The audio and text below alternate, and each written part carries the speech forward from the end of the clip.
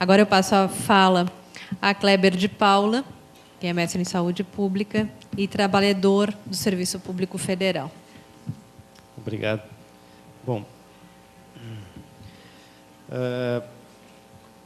eu acho que aí na programação está escrito Kleber INSS. Bom, para esclarecimento, então, a minha formação é em psicologia. Hoje não estou atuando diretamente na área da psicologia. E sou mestre em saúde pública. E eu sou servidor público federal, sou vinculado ao INSS, mas hoje não estou falando pelo INSS.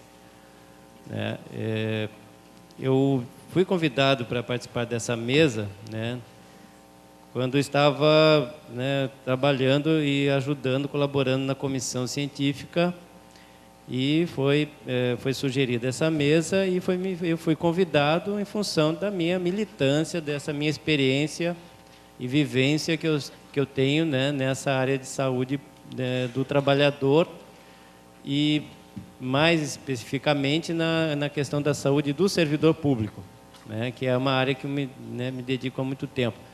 Primeiramente porque eu sou um servidor público já há bastante tempo, e o que me chamou a atenção nesse tempo todo é a negligência, a forma assim como se trata a saúde do servidor público, ou melhor, como se trata o servidor público como um ente separado, um ente à parte das políticas públicas.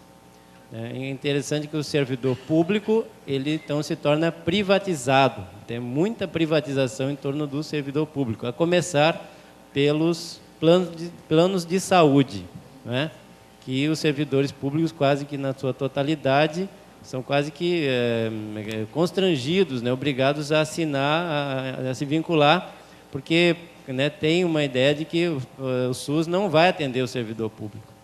E é interessante, quem conhece bem o contexto federal, que foi o ex-secretário de Recursos Humanos do Vanier, que muitos aqui devem ter conhecido, que ele veio a falecer por falta de atendimento, porque o plano de saúde dele, ele acho que tinha atrasado um mês, alguma coisa assim, alguém pode me corrigir. Ele veio a óbito porque não teve atendimento, então, isso lá em Brasília. Ou seja, a política mesmo de saúde nesse país é o SUS. É uma conquista e eu fiquei muito, muito contente ouvir a Fátima falando, que concordo plenamente com isso, e eu fico assim preocupado quando vejo planos, projetos, principalmente que são com investimentos públicos, paralelos ao SUS, como, por exemplo, eu posso citar, assim, trazendo também para um exemplo na área federal, as políticas de saúde para o servidor público federal, que hoje estão, simplesmente se mostraram impossíveis, incapazes de dar conta da dimensão que é a rede, a dimensão que é o serviço público no Brasil. Eu digo isso porque eu já vi, eu trabalhei até o mês passado, coordenei um programa de qualidade de vida lá no INSS, na região sul. E o interessante é que quando você vai para o interior, as cidades mais no interior, Uruguaiana, Ijuí, enfim, não precisamos nem ir tão longe, você não consegue, essas políticas paralelas não chegam lá. Então, um plano de saúde não está lá, porque lá o plano de saúde é regido pelo mercado. E, obviamente, que um médico, um profissional, um psicólogo, fonoaudiólogo não vai se aventurar, não vai fazer seu atendimento lá naquele interior e o plano de saúde não vai estar lá presente. Quem está lá? É o SUS. E, assim, mesmo assim, aquele servidor público, seja do INSS, seja de uma universidade, do próprio SUS, esse profissional aí, então, ele está num limbo institucional, ele não tem assim uma política que está olhando para ele. Quando você lê a Política Nacional de Saúde do Trabalhador, está lá escrito, servidor público, E o interessante, né, acompanhando a ideia do Dr. Assir, eu fiz um levantamento nas 300 e tantas resoluções da última conferência, 2005, onde eu estive lá também. E pelo menos 22 resoluções citam o serviço público, o servidor público, como alvo também dessa política, isso lá em 2005. Aí nós vimos ali, entre algumas resoluções, temos lá, né, fazer a vigilância dos locais de trabalho, né, nos órgãos públicos, né, levar as NRs para os servidores públicos, criar as organizações local de trabalho nos órgãos públicos. Bom, mais ou menos essas propostas elas se repetem, né, com diferentes textos. Aí o que nós vimos hoje, assim, o que nós avançamos então de lá para cá em relação a esse olhar, né, para a saúde do servidor público, né? Eu acho que é importante a gente entender também por que falar da saúde do servidor público, porque trazendo assim para essa mesa, né, que é a da política nacional. Então, aquele que opera a política, ali na ponta, na frente, é um servidor público, né? E aí nós vimos assim, tudo bem, então ele é uma parte assim, preponderante, fundamental nesse trabalho. E como que está a saúde dele? Bom, eu vou falar assim, só citando rápido assim, o que nós temos em relação à instituição da qual eu faço parte, que eu estudei um bom tempo nessa área, pensando na qualidade de vida.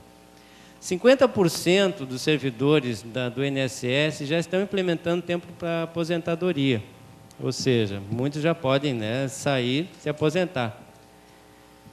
E em 8 anos, de 2004 até para cá, teve um levantamento que fez o seguinte, que aumentou em 51% a carga de trabalho desses servidores ao longo dos últimos 8 anos. Ou seja, aumentou, quase dobra, né, a carga de trabalho, e você vê que quase metade está para se aposentar. Quem vai ficar vai segurar um rojão gigante. E assim, eu acho que citando o INSS que eu tenho esse dado, eu posso imaginar que isso não é diferente em outras instituições. Logo, as políticas públicas estão sob um risco bastante grande. Houve uma recuperação, né, no governo Lula, né, de vários postos, mas não foi suficiente, está longe ainda de recuperar a força do Estado nesse quesito.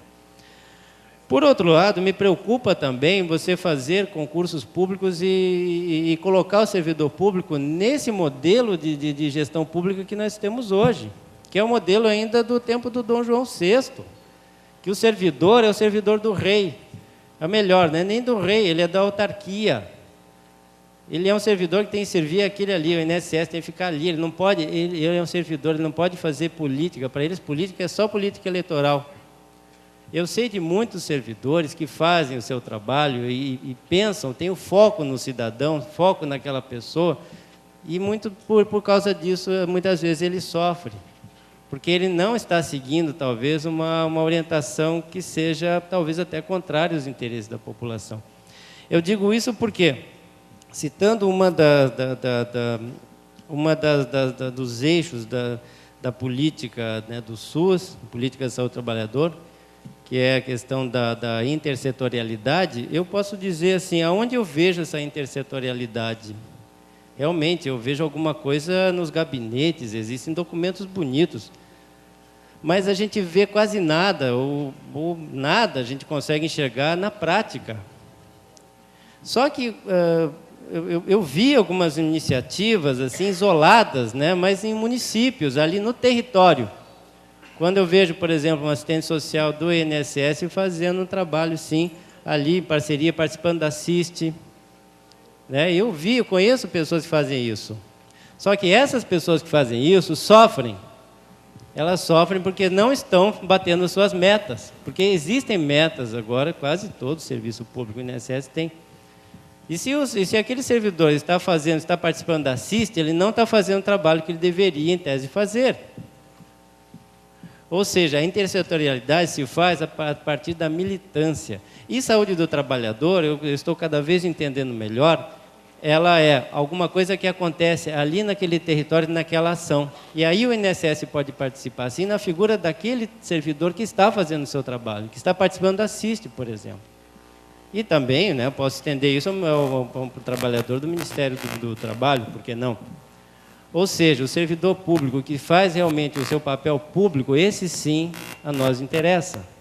Se ele se apropria, como muitos autores já falaram, Bourdieu foi um que falou que o burocrata, ele privatiza o seu cargo, realmente, aí não interessa esse servidor para nós, não interessa mesmo. A gente não precisa de mais pessoas ali para poder ficar fazendo ainda o jogo do capital. E eu vou citar assim, dois projetos que nós colocamos nesse trabalho, né, que estivemos à frente desse programa Qualidade de Vida. Bom, primeiramente, o programa de qualidade de vida, eu comparo a banda daquele filme Titanic, onde tinha aquela banda que o capitão mandou tocar mais alto para o pessoal não saber que estava afundando o navio, né? Então o gestor fala lá, toca, faz uma festa, né, faça ações, eu quero ações. Olha o gerencialismo, né? Olha só, não temos nem mais, não é o taylorismo, porque é uma questão, o servidor tem que ser mais, ele tem que ser proativo, ele tem que ser criativo, ele tem que ser esperto. Aí não tem dinheiro, não tem recurso, aí ele vai ter que buscar um parceiro, vai ter que buscar alguém para poder fazer as tais ações, que é a música para tocar, para poder ninguém ver que o barco está afundando. Mas o que nós fizemos, então, à frente desse projeto? Eu propus só 2 projetos só 2, que é as organizações para o local de trabalho, né, resgatando uma norma que está lá mais ou menos congelada ali do Ministério do Planejamento, que é das Comissões Internas de Saúde do Servidor Público, que é uma cara da CIPA. Tudo bem, vamos lá fazer, fizemos. Tivemos 2 pilotos. Qual foi a característica desse projeto lá? Primeiramente, não tem representante do gestor, tem só trabalhadores. E é feito por consenso. Eles ali indicam seus representantes, eles fazem uma reunião e veem que é importante, eles se organizam. Bom, nós temos aí, eu acho que está funcionando há mais ou menos 1 ano, essas 2 comissões, uma em São José e uma em São Bento do Sul. E o interessante, para traduzir mais ou menos o espírito desse trabalho, é como uma pessoa lá de São Bento perguntou, mas tem que passar por vocês da gestão que nós decidimos? Eu falei, não. Esse é um espaço, é um trabalho de vocês. Vocês podem encaminhar isso até diretamente para o Ministério Público, o que eles estavam fazendo, inclusive. Então, assim, vocês percebam, assim, quando se dá espaço e se coloca, se faz um diálogo com o trabalhador, muitas vezes nós nos surpreendemos.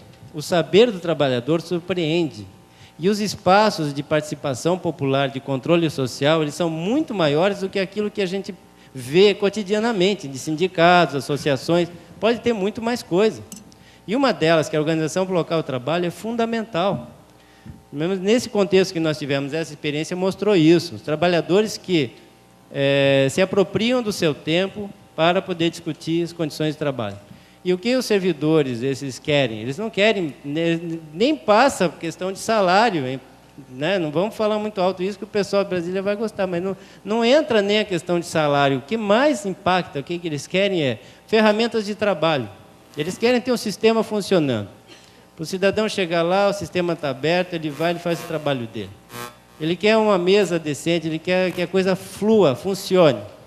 E aí ele vê que o trabalho dele, aquilo que ele está envolvido, porque ele quer atender bem. Só que ele fica muito constrangido quando o sistema emperra, quando o ambiente está quebrado. Eles querem isso.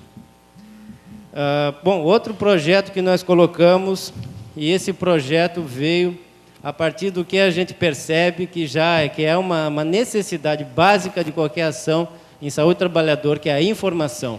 Que nós chamamos, então, eu usei, né, resgatar esse termo chamado observatório. Que o observatório, nessa concepção que nós demos, assim, não é apenas um site, porque geralmente quando se faz um observatório pensando no site, ele fica uma coisa chata e congelada.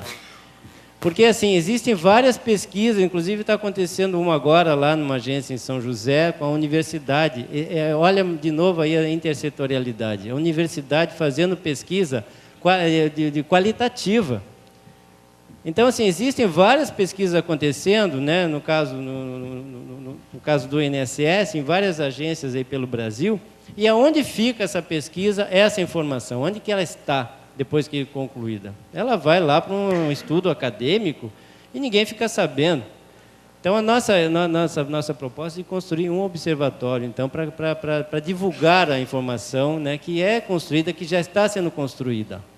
Mas não só para divulgar, também para viabilizar, para estimular, para poder agregar conhecimento, que é fundamental. E eu acho que hoje, vendo... Podemos concluindo. Sim, sim. E hoje, vendo nas falas, hoje pela manhã, e o que nós estamos vendo aí, percebemos, então, que é uma das forças, né, necessárias e fundamentais para que a gente possa fortalecer essa política nacional é a informação. Percebam como nós nós trazemos uma conferência e começamos e trazemos, primeiramente, a informação. Nós precisamos fazer com que essa informação não seja mais dessa maneira. Eu participo aqui da comissão científica e nós não tínhamos informação nenhuma para construir os textos, que acho que vocês devem ter lido alguma coisa. Não tínhamos informação. As informações estão vindo, assim, vêm assim de forma esporádica. Isso precisa ser sistemático. A informação do INSS não pode mais ficar assim, pedir, pelo amor de Deus, por favor. E a Fátima tem razão, acho que o SUS tem que ter esse protagonismo, essa condição de cobrar isso, tem que ter isso ali informado, né? Porque senão a gente vai sempre estar correndo atrás do rabo, né? Então, concluindo então, eu, por essas propostas assim ousadas, né, acabei, né, saindo dessa função. Hoje estou aqui participando das conferências, estou mais voltado a esse trabalho. Precisei também, né, procurar a rede de apoio ao trabalhador. Olha que interessante, um servidor público não se vê como trabalhador. Isso é uma coisa que eu acho que a maior força da política de saúde do trabalhador é que cada um de vocês, e vocês também, se olhem, eu, né, todos, cada um se veja como trabalhador, se implique. E saiba o que é sofrer, o que é o trabalho, quais as consequências. Achei muito bonito hoje o Roberto, né, falou, olha, eu tenho que ir lá buscar minha filha. Agora, imagina um lugar que fala, não, você não pode buscar sua filha, você tem que trabalhar, tem que produzir. Aí vem o adoecimento. O adoecimento e os problemas estão em cada um de vocês, cada local de trabalho.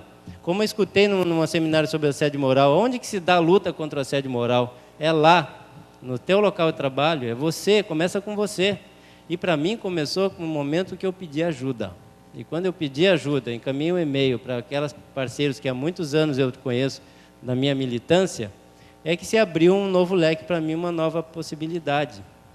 E percebo como é necessário que, para a gente poder realmente se apropriar dessa política, que o SUS realmente seja esse protagonista, que a gente possa olhar primeiramente para nós.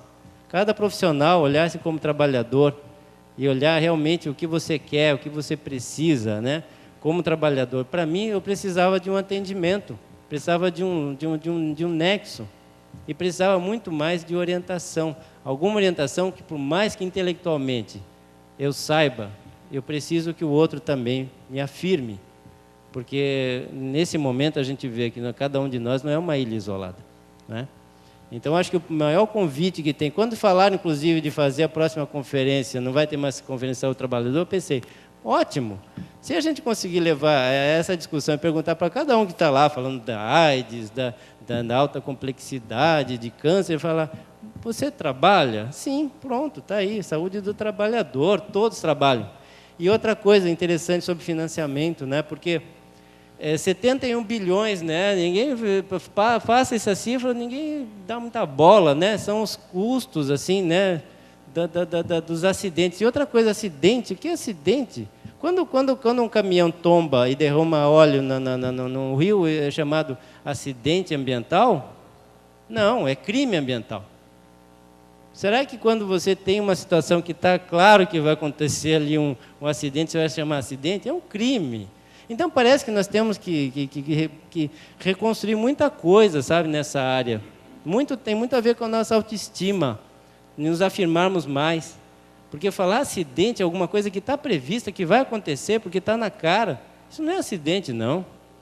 Sabe? E acho que colocar, sabe? Acho que muitas coisas nós temos que colocar, temos que transformar. Outra coisa, então assim, o servidor público é um protagonista. Antes, no tempo do Marx, se pensava a classe operária, a classe operária. A classe operária, nós temos que trabalhar muito para garantir que a classe operária e mais os informais, quem sabe que cada hora que ele está aqui, ele está deixando de ganhar, porque é um informal, é um autônomo. Tem garantia para a presença dele. Se não puder a presença dele, nós temos que falar por ele também. Ou seja, se fazer ação de saúde do trabalhador no local, tem que envolver todos que estão naquele ambiente. Citando o servidor público, não dá para chegar lá e fazer vigilância só, você é seletista, não, você é estatutário, não. Lá tem seletista, estatutário, tem terceirizado, quarteirizado, tem o cidadão sendo atendido, entende? Sabe? É olhar para o ambiente, é olhar como um todo. E eu acho que o SUS tem esse olhar, o SUS tem essa capacidade. Se o INSS, o Ministério do Trabalho e outros quiserem chegar, vão ter que fazer uma grande reforma no seu jeito de fazer e pensar o trabalho. Senão, assim, não dá para acompanhar, né? Territorialidade, poxa vida, eu quero ver quando essas instituições vão chegar lá, né? Mas é isso, eu acho que temos muitas coisas ainda a discutir, temos os grupos de trabalho, né? Eu agradeço a atenção de vocês, o convite, agradeço a mesa. Ok? Um bom trabalho para todos. Obrigada, Kleber. Embora o Kleber tenha dito que não está atuando, né, profissionalmente, mas o viés, o olhar psicológico, né, está muito presente e nos conduz aí a uma importante reflexão. Elisa, só uma coisa assim, eu acho que a frase certa não é o trabalho dignifica, isso foi uma transformação, na verdade o trabalho danifica o homem, mas alguém mostrou lá dignifica, mas enfim, mas estamos aí trabalhando. Então, estamos agora com 16 horas e 30 minutos, estamos no horário previsto, já visto que atrasamos o nosso almoço, né? Sim, o horário da mesa está previsto, né? Abrimos para debate agora. As pessoas que desejarem podem nos trazer os seus crachás, né?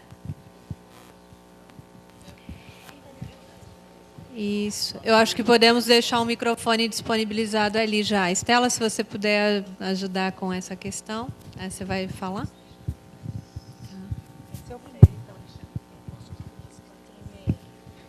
Boa tarde agora.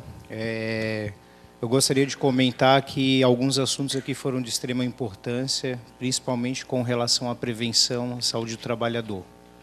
Para quem desconhece, né, 87% dos problemas que a gente resolve em média e alta complexidade são resolvidos na atenção básica.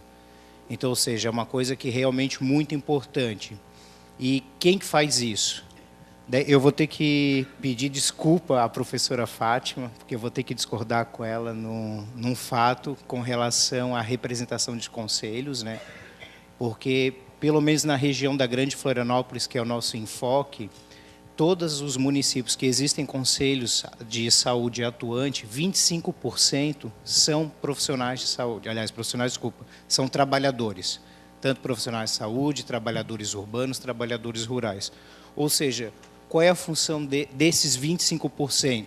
Foi falado aqui no PPA, foi falado no COAP, foi falado em fiscalização, foi falado até na rede de atenção psicossocial, que foi apresentado em todos os conselhos. Nós temos conselheiros presentes, se estiver mentindo, por favor, corrijam.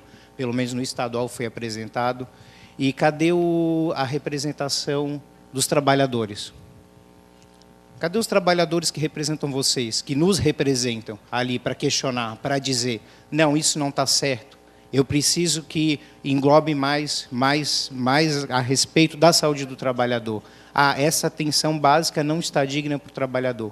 Aqui é um controle social que nós estamos fazendo, mas os conselhos, digamos, é a principal forma de controle social existente. Então, quer dizer, dos 25% que existem em todos os conselhos, cadê os 25% aqui nessa conferência, nessa etapa? Levanta a mão quem representa trabalhador no conselho. Não, no conselho que eu estou falando. Isso, de saúde. Tá vendo? Olha só, isso aqui não representa 25. Ó, usuário, temos usuário. Quer dizer, daí cadê a representação? Isso tudo para chegar por quê? Porque se faz a pergunta assim, ó, cadê os gestores? Eu pergunto para vocês, cadê o controle social? As pessoas que nós votamos para estar ali fiscalizando e levando essas demandas para o gestor. Muito obrigada. Gilberto? Seu crachá, Alexandre.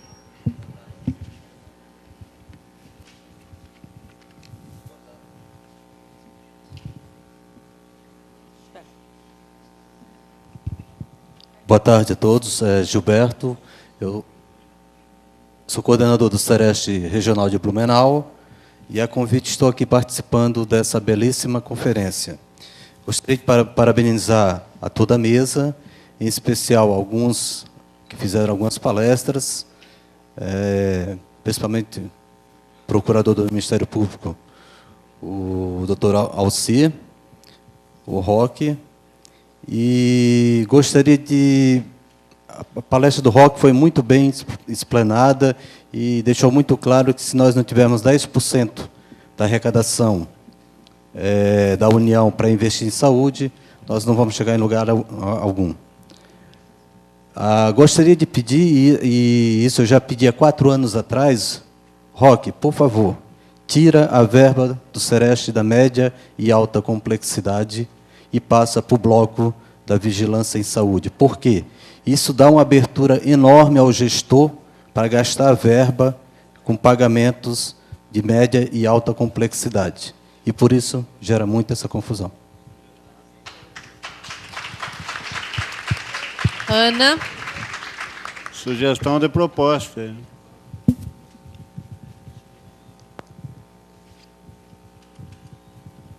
Bom, boa tarde. Primeiro, eu estou falando como uma cidadã comum, usuária, simplesmente, da saúde. Tá? Eu, durante a minha juventude, trabalhei muito na formação de cipeiros em São Paulo. E depois eu vim para Santa Catarina. E uma das coisas que eu vejo que essa discussão ela se torna difícil, porque hoje, na verdade, as organizações populares, nós podemos dizer que elas praticamente estão mortas. E eu vejo assim, primeiro, os sindicatos, na sua maioria, desculpem alguns que podem me dizer o contrário, eu vou parabenizar, não trabalham nem na formação de CIP. Eu não vejo um dando curso, um formando os trabalhadores, eu não vejo. Então, pode ser que eu esteja fora do contexto, mas eu não vejo isso. As associações de moradores, quem é aqui que sabe o que faz uma associação de moradores no seu bairro? A não ser levar, de vez em quando, uma cartinha ou uma reclamação por determinados políticos. Então, nós precisamos começar a fazer organização. E a organização suprapartidária, a organização dos trabalhadores, no sentido de como é que a gente vai organizar a saúde. Por exemplo, eu já procurei, eu moro em São José há 7 anos, já procurei a associação, não consegui nem entrar. Você mora, mas você, né, quando tem reunião, de vez em quando, se eles te convidarem, você vai. Você, para tentar fazer outros meios de organização, não dá, porque eles boicotam já imediato. Você vai num posto, você tem que... Por exemplo, o posto, cada vez que muda o político, muda a maioria dos funcionários. Não são contratados. Aqueles que ficam lá ficam igual doido, gente. Mas eu estou falando como cidadão. Pode ser que eu esteja errada. Mas é isso, a experiência que eu tenho no meu dia a dia. Se eu estou errada, se o Brasil é outro, tudo bem. Mas eu acho que a gente tem que começar a pensar assim. Eu falo isso como grande amiga dos sindicalistas, como filha que é sindicalista, como pessoa, a gente tem que começar a pensar, sei lá, o que nós podemos fazer, entendeu? Para ajudar tudo isso a desvencilhar. Porque, não sei se vocês viram ali, a organização Associação de Moradores, mas não sei o quê. E onde é que estão a representatividade desse pessoal que se diz a sociedade organizada? Entendeu? Então, é isso que eu queria falar. Muito obrigada, Ana. Simone. Simone.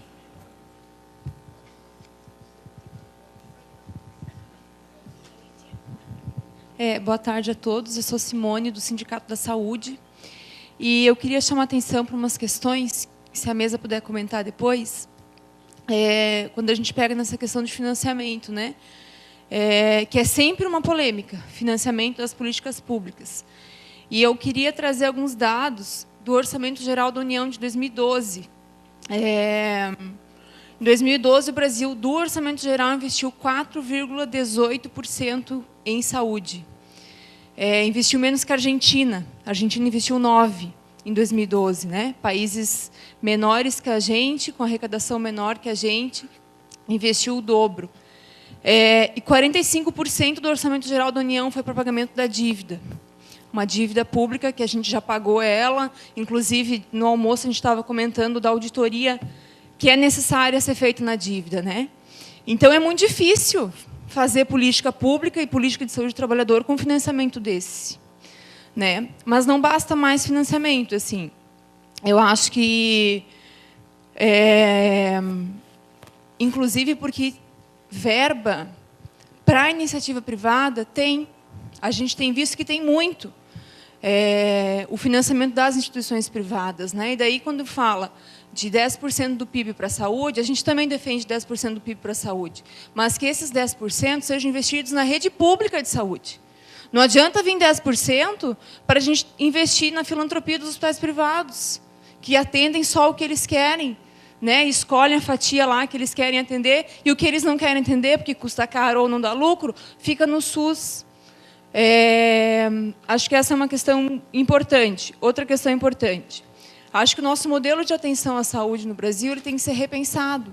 O que a reforma sanitária propôs era que, com o SUS, a gente tivesse uma inversão do modelo de atenção, né? E que a atenção primária desse conta de atender a população. E o que a gente vê hoje é, cada vez mais, o aprofundamento do modelo hospitalocêntrico.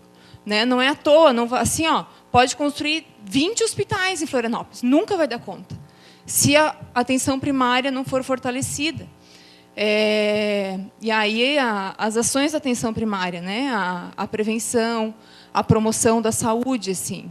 É só isso, não vou me alongar, mas acho que algumas questões que vão para além apenas assim ela é mais ampla do que a própria saúde do trabalhador, né? Mas que são questões que têm que ser tocadas para poder efetivar a própria política.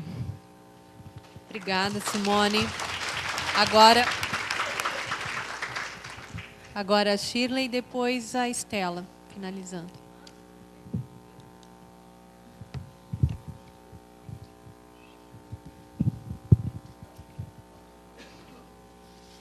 A Simone falou bastante coisa. Eu queria chamar a atenção para 2 pontos que não foram colocados. A gente discute saúde do trabalhador, mas o que a gente vê hoje, né, é a judicialização da questão da saúde do trabalhador. Né? A gente não faz o papel de casa e empurra tudo para o judiciário. Aí vai bater na porta da doutora Si, depois vai bater a porta lá da doutora Desirê, das outras juízas do trabalho, né? Juízes do trabalho. E a gente vê também, nas entidades sindicais, né, uma preocupação muito grande na assistência jurídica, né, e a assistência à questão da Secretaria de Saúde do Trabalhador, ela fica a última pasta a ser distribuída lá. Mas isso seria uma questão para a próxima mesa, que vai falar mais da organização. Né? Mas eu quero fazer daí aqui um desafio a todos os trabalhadores que estão aqui.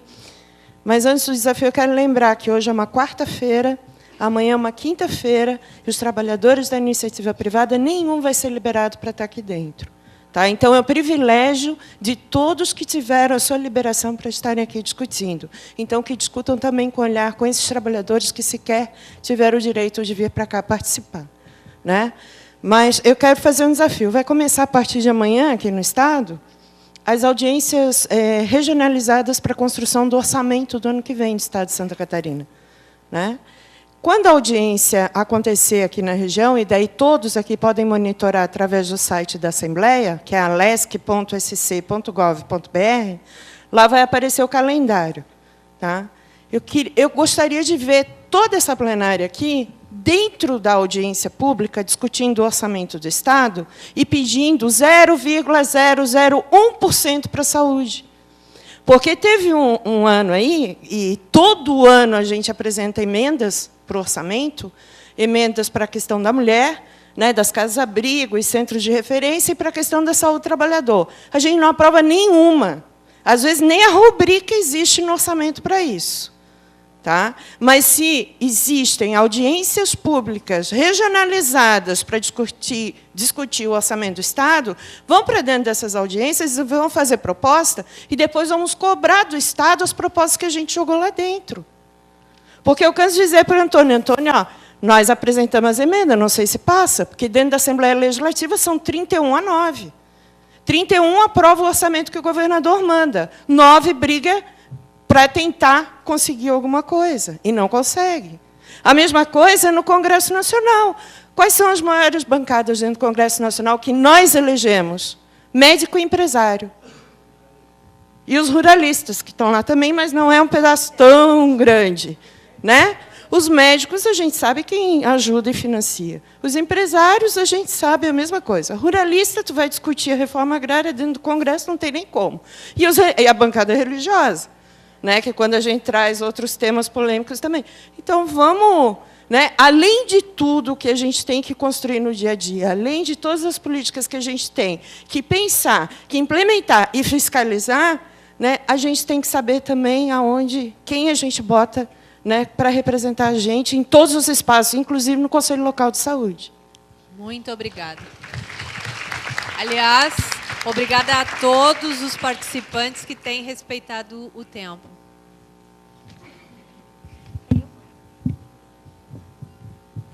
Bom, gente, na verdade, eu sou conselheira municipal de saúde também. E faço parte da Comissão Intersetorial de Saúde do Trabalhador. E a gente continua sendo parceiro do Sereste, dessa nova reformulação do Sereste, que para nós foi muito importante. Porém, ainda nós temos, e eu peguei muito pouco da fala do Roque, mas nós tivemos um embate há uns 2 meses, não chegou a dar 2 meses ainda, em relação à questão da prestação de contas do Sereste, com essa nova visão que se tem hoje. E nós tínhamos uma conquista do controle social em relação à prestação de contas, que era quadrimestral. E isso, para nós, era uma referência. Por mais que a gente saiba que como esse recurso ele vem no bloco da média e da alta, você não tem um controle específico deste recurso, foi nos colocado que, com essa nova visão, essa prestação de contas vem apenas no RAG, que é o Relatório Anual de Gestão. Essa é a nova visão que se tem hoje dentro e que foi nos apresentada, inclusive, com portarias, e a gente continuou discutindo que não era desta forma. Aproveitando a presença que o Roque está aqui, eu gostaria, novamente, de que a gente pudesse ter com clareza, e temos membros do Conselho, o vice-presidente do nosso Conselho Municipal de Saúde também está presente, e que foi chamado, inclusive, para essa reunião que a gente teve no Conselho Municipal, para com que ficasse muito claro, porque assim, nós temos a visão de que a prestação de contas ela tem que ser, pelo menos, quadrimestral. Não é só das ações, porque a ação não se faz sem recurso. E quando a gente aprova o plano, a gente aprova o plano com o recurso. E a gente quer saber se aquele recurso foi exatamente para aquela ação que a gente tinha colocado e trabalhado, discutido junto com o Sereste. Tanto que, algumas vezes, a gente até... eu acho que é muito pouco esse recurso para tal coisa. Mas essa questão da prestação de contas, desta forma, eu acho que é muito prejudicial para o controle social, por mais que ela venha num bloco. A gente sabe que essa história, o gestor sempre acaba usando esse recurso para tapar furo daqui e dali, mas a prestação de contas, ela não pode ser só das ações. Tá? Então, assim, eu gostaria que isso ficasse muito claro e que a gente pudesse sair também daqui com um encaminhamento, com uma proposta clara para com que todos os Serestes, não sei se é só o nosso que tem essa visão muito ampliada sobre isso, mas que a gente pudesse ter isso com um outro encaminhamento, para que todos os Cerestes façam a prestação de contas financeira também, incluindo com as ações. Muito obrigada, Estela. Eu vou passar, então, a palavra para a professora Fátima Sueli fazer as suas considerações finais. E se também algum outro membro da mesa quiser. Ok, então, Roque. Bom, agradeço até o questionamento aí da Estela. É o seguinte, como eu falei, nós precisamos prever as nossas ações, e isso o Ceresp tem feito, em sua maioria, a previsão dos gastos, a ação e o valor físico e financeiro. Eu vou fazer 20 ações de vigilância nos frigoríficos, quanto eu vou gastar? Então, o físico, 20 ações. Quanto eu vou gastar? R$5.000. O Decreto-Lei 7.508, ele trouxe algumas questões de território e traz a responsabilidade e a Lei Complementar 141. Os conselheiros têm que tomar cuidado hoje, que não é uma portaria, é uma lei. Os conselheiros estão assinando embaixo do relatório de gestão. Como é que se dá esse relatório de gestão? Primeiro, antigamente a prestação era trimestral. A cada 3 meses, o gestor municipal, não é o secretário de planejamento, não, o secretário municipal de saúde é responsável pelo financiamento do SUS. Pode estar lá no planejamento, pode estar...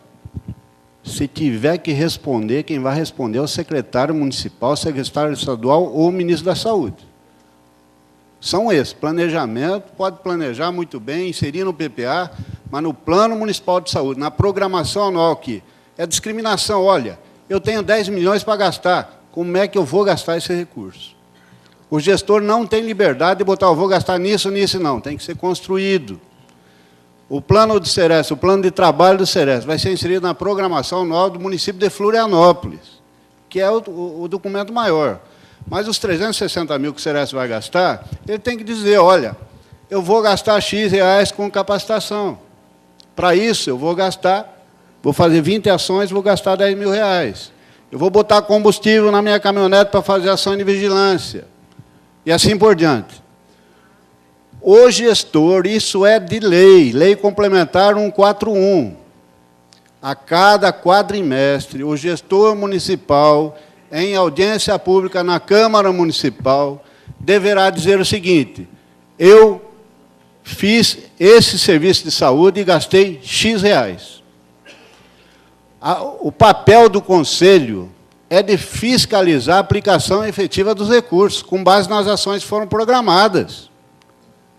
Portanto, a qualquer hora o Conselho pode pedir isso. Se assiste, identifica que tem algum desvio da utilização, que não está sendo utilizado, joga isso para o pleno do Conselho, para o Conselho pedir isso. Então, o relatório de gestão se dá com a construção dos 3 quadrimestres, ou seja, 4 mais 4 mais 4 dá 12. Esse relatório de gestão tem que ser aprovado até o dia 30 de março do ano seguinte do ano civil anterior. Ou seja, é o somatório daquele que eu fiz lá. E outra coisa, hoje está no SARG-SUS, que é um sistema lá disponível para qualquer um, saúde.gov.br/SARG-SUS. Até junho, mais ou menos, o Conselho tem que botar isso lá. E é importante o seguinte, não dá para engolir mais. Vejam bem, teve Ceresp aí que tinha 3, 4 funcionários que não gastava 40 mil reais no ano. A hora que o gestor foi fazer a pressão de quando botou lá, previsto 360 mil. Gasto 360 mil aonde? Aquele conselho está lá fazendo o quê? O conselho está assinando embaixo. Nem funcionário para fazer ações tinha. Isso vão ser responsabilizados. Outra coisa, tem Ceresp aí, vamos fechar esse financeiro. Teve um Ceresp aqui do Rio Grande do Sul, gastou 950 mil para pagar SAMU. Tirou do dinheiro do Ceresp, estava acumulado lá na média e alta complexidade. Aí o Ministério Público do Trabalho mandou um ofício para nós. Pode fazer isso, pelo fato de estar na média e alta complexidade? nós fizemos uma análise do que é a saúde do trabalhador, do que é a política, que compete, o que fazer. Pediu o plano de trabalho do Sereste. No plano de trabalho do Sereste não tinha nem um centavo para o SAMU. Não é função nossa. O SAMU recebe, no município, recebe 40 mil por mês. No plano de trabalho do Sereste não tinha nada de SAMU. Certo? Lembra que eu falei ali, ó, toda a despesa que tiver que ser feita tem que estar inscrita lá no plano de trabalho? Ou seja, respondemos, isso não é atividade nossa, não estava prevista num plano de trabalho aprovado pelo Conselho Municipal de Saúde. Então, não pode. Ou seja, foi para o Ministério Público, assinado pelo nosso secretário de Vigilância e Saúde, e o Ministério Público deu 2, 3 dias para o município devolver e corrigido. Imagine, então, quando houver má-fé ou desvio desse recurso. Paga. Se for funcionário público, enquanto não pagar aquilo, não recebe seu salário. Então, na verdade, isso não é para brincadeira. O nosso papel é construir com o controle social, com os representantes dos trabalhadores, com a discussão com os empregadores, com a discussão com a gestão. E, principalmente, fazer o que foi feito. A nossa Constituição Federal diz o seguinte, lá, a reforma sanitária, vamos priorizar a promoção e a prevenção. Meu filho, a gente não faz isso nesse país. Não faz. Não é prioridade nossa. E não é prioridade desses gastos. E o nosso grande parceiro está aqui à mesa, o Ministério Público do Trabalho. Se o Sereste não estiver utilizando, manda para lá. As nossas auditorias estão mandando auditorias para o Sereste. E tem muito gestor que se acha aí, não, porque eu estou usando, vou pagar internações, isso aqui, vou pagar SAMU. Vai pagar e vai devolver, vai ser penalizado. Não tenham dúvida disso. Conte com o nosso apoio para isso, nosso apoio da auditoria, nosso apoio de visitas. A gente está programando visita no Sereste, inclusive, nesse sentido. Agora, não dá mais para ficar nessa mesmice. Né? Não tem como. E lembre-se, senhores, repassem aos conselheiros. Vocês estão assinando um cheque em branco. A responsabilidade é muito grande nesse sentido, na aprovação do relatório de gestão. Com relação à judicialização da saúde, é importante falar, é um dos grandes problemas que nós temos no país hoje. Cadê a equidade nisso? A judicialização não chegou ainda na saúde do trabalhador, mas na saúde em geral, o município com 300 mil habitantes está gastando em média R$1 milhão com a judicialização, para beneficiar, muitas vezes, quem não precisa. A gente precisa também discutir isso aí, sem dúvida nenhuma, nesse país. Acho que eu vou dando continuidade, né, só porque você tinha falado. Eu acho que a gente tem um tom e tem um ponto que a gente concorda, sabe, Roque? O tom da saúde do trabalhador é o seguinte, o Brasil é a 5ª economia desse país. É de série terceira, enfim, vai lá, de 8º, sobe. A gente não está falando de pouco dinheiro. 10% do PIB para a saúde é ridículo. Isso é para país pobre. A gente agora está falando de país de rico para rico. A gente tem que partir com a Conferência de Saúde do Trabalhador, pedir 20, porque 10 é para negociar. Hoje, o SEBS tem colocado muito isso, 10 é o negociável, a gente precisa de muito mais que 10, sem dúvida nenhuma. A gente, enquanto saúde do trabalhador, pode, deve ir muito além disso. Agora, para gastar o quê? É fundamental. Não sejamos inocentes. A saúde não está fora do capitalismo, desse modelo que está retirando direito e cidadania da população. Por quê? Só para falar de saúde. É muito grave, a imprensa adora pegar paciente que teve parto na rua. E é grave mesmo, no Rio é absurdo isso. Absurdo. Agora, comprar vacina para H1N1 em 2011, quando não tinha risco de epidemia, também é grave. Botar UPA, que aumenta em 20% os pedidos de exame, também é grave. Botar organizações sem fim lucrativo para administrar a emergência também é grave. Então, é pouco e é mal usado. Está seguindo a linha da privatização. Então, a gente tem que dizer que quero mais, sim, mas o controle social tem que ser muitíssimo mais forte. As conferências têm que ser respeitadas, estão sendo desrespeitadas desde a 12ª. Porque eu estava lá e estou vendo ser desrespeitada diuturnamente. Por gente boa, que a gente até apoiava. Enfim, então, a gente também tem que ter uma crítica. A saúde também precisa de dinheiro, mas que dinheiro é esse? Porque, na hora que tira o IPI do carro, sabe? Pode abrir mão de imposto, mas não tira o IPI do alimento orgânico, para a gente parar de comprar agrotóxico, porque o agrotóxico interessa, e o Roberto colocou lá ontem. Então, assim, as nossas lutas, primeiro, não é pequena. Segundo, tem que discutir o SUS como um todo. E, assim, não tem um contra o outro. Pedir 10 é pouco, agora a gente tem que lutar, sim. O primeiro país em consumo de agrotóxicos do mundo é absurdo. Não pode. Tem que sair daqui cultura orgânica como modelo de alimentação e de segurança alimentar desse país. Não pode ser menos que isso. Ah, tem que a saúde tem a ver com isso. Tudo! Todas as doenças que estão acontecendo nos trabalhadores rurais e na gente. Câncer, horrores, que não é reconhecido. Enfim, então, o SUS tem suas idiosincrasias, mas a gente tem que defender, ele tem que defender muito, porque é o único que a gente tem essa possibilidade de falar assim, botar o dedo, botar o exemplo. Agora, o gestor não vai vir. Gente, não surta, não vai. Tem uma faixa aqui dizendo impeachment para o secretário de saúde que nos usou dinheiro? Não tem. Tem uma lista ali dizendo dos deputados que desviaram o dinheiro da saúde? Não tem. A gente não ameaça. Não vai vir. Vai fazer o quê aqui, gestor? Não viria também se eu fosse gestora. A gente está fazendo o quê, sabe? A gente tem que fazer pressão. E aí eu estou com a Shirley. Ocupar espaço, pressionar, cobrar. É o mínimo. Menos que isso, não vão vir. E a gente vai ficar, talvez, entre nós, brigando um pouquinho. Então, assim, tem que ocupar mesmo. Tem que exigir um plano de gestão. Eu não entendi nada. Sereste com parceria com a CIST. Sereste é CIST. Se não tiver lá dentro, não é Sereste, é Seré.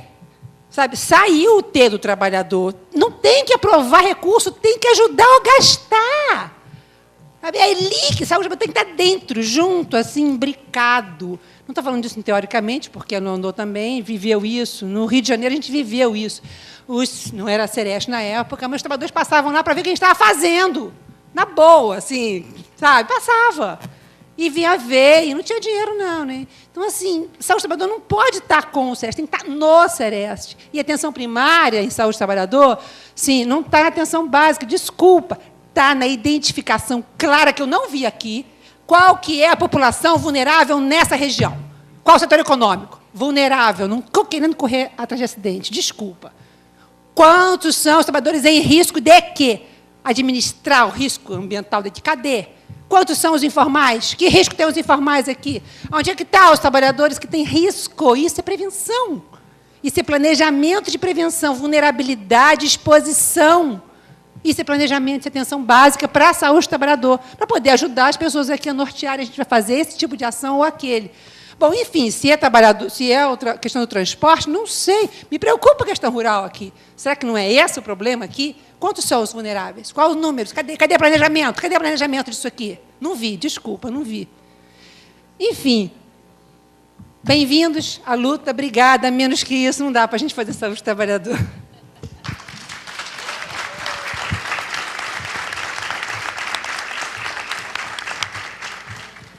Obrigada, Fátima. Obrigada a todos os membros da mesa, Roque, Antônio, doutora Cir, Lucila e Kleber. Né? Obrigada pela ajuda também. Fátima, enquanto eu atendia o celular, era minha filha, não pude deixar de atender. O recado, Estela, teremos um café em seguida. Então, a gente pede que as pessoas tenham 10, 15 minutinhos no máximo, poder tomar um café, né? Uma aguinha e retornar para a segunda mesa. Obrigada a todos.